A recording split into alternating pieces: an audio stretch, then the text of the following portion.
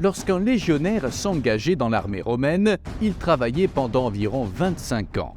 La question était de savoir comment rester en vie aussi longtemps. Qu'arrivait-il à un légionnaire romain qui était blessé ou trop malade pour servir? Comment était-il traité et le gouvernement leur accordait-il des avantages ou des pensions? Restez avec nous car c'est le sujet de notre vidéo d'aujourd'hui. Soucieux de la santé et du bien-être de ses soldats, l'empereur Auguste fut le premier à créer des unités médicales pour son armée. Il dota chaque légion de médecins, d'équipes de soutien et d'hôpitaux pouvant accueillir jusqu'à 500 soldats. Ces experts restaient à proximité du quartier général et étaient prêts à aider les soldats blessés qui arrivaient à cheval au quartier général. Ces médecins et autres professionnels de la santé étaient hautement qualifiés. Ils pouvaient sauver jusqu'à 70% des blessés et améliorer le fonctionnement de l'armée. Mais que se passerait-il si les médecins ne savaient pas si un soldat pouvait reprendre son service? Sous la République, les lois d'Apuleius Saturninus et de Lucius Flavius garantissaient que les soldats qui avaient conquis des terres au combat pouvaient les conserver lorsqu'ils prenaient leur retraite. Par exemple, les soldats de César qui s'étaient emparés de la Gaule conservaient leurs terres.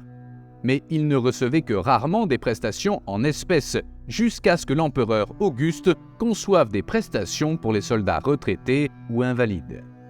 Auguste créa un énorme fonds de pension d'une valeur de 170 millions de sesterces auquel les alliés et les villes impériales versèrent de l'argent. Quelque temps plus tard, pour s'assurer que tous les soldats bénéficiaient de cet avantage, il fut institué une taxe sur les héritages de 5% et une taxe sur les biens vendus aux enchères de 1% qui devait être versée à un fonds pour les soldats. 3 préfets militaires en étaient responsables. Voici comment fonctionnait le système.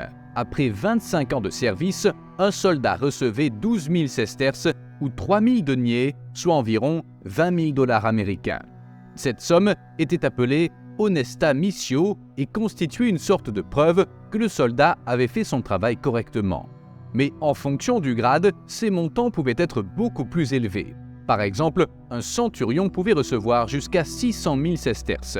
Mais la situation différait quelque peu pour le soldat invalide. Pour son bon travail, il recevait la missio causaria, différente de la honesta missio, ce qui prouvait qu'il s'était acquitté de sa tâche avec honneur. Le soldat invalide recevait un montant différent. S'il avait servi pendant 12 ans et s'était ensuite blessé, il recevait 50% de ce que recevait un soldat retraité normal, soit dans ce cas 1500 deniers. Mais il est important de noter que le soldat devait être examiné par 3 médecins pour obtenir cette prestation. S'il était prouvé qu'il était handicapé, la missio causaria lui donnait suffisamment d'argent pour vivre le reste de sa vie en paix. Le soldat qui recevait la missio causaria pouvait également se voir attribuer des parcelles de terre de petite taille mais de grande valeur, le droit à un testament militaire établi pendant son service qui restait valable pendant 1 an et pouvait être remis à n'importe quel citoyen romain, et le droit au peculium castrense qui permettait au soldat de remettre à un esclave ou à un fils l'argent et les biens qu'il avait gagnés au cours de son service militaire. Les officiers supérieurs, comme les centurions primus pilus, avaient également accès à un avantage qui ne faisait pas partie du fonds public. Il s'agissait d'une sorte de régime privé géré par des courtiers pour le compte de certaines entreprises qui permettait à ces militaires de recevoir chaque année d'importantes sommes d'argent.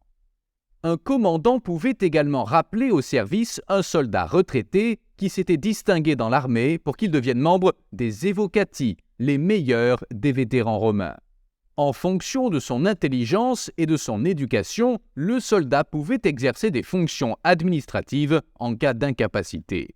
Ainsi, même si le soldat avait de graves problèmes physiques, il pouvait toujours aider l'armée romaine. Curieusement, bien que les Romains aient vécu dans une société qui semble ancienne et peu civilisée selon les normes actuelles, ils savaient depuis longtemps combien il était important de prendre soin de leurs braves soldats qui menèrent leur vie pour Rome pendant de nombreuses années. Si vous avez aimé cette vidéo, n'oubliez pas de vous abonner à la chaîne, de l'aimer et de la partager avec vos amis.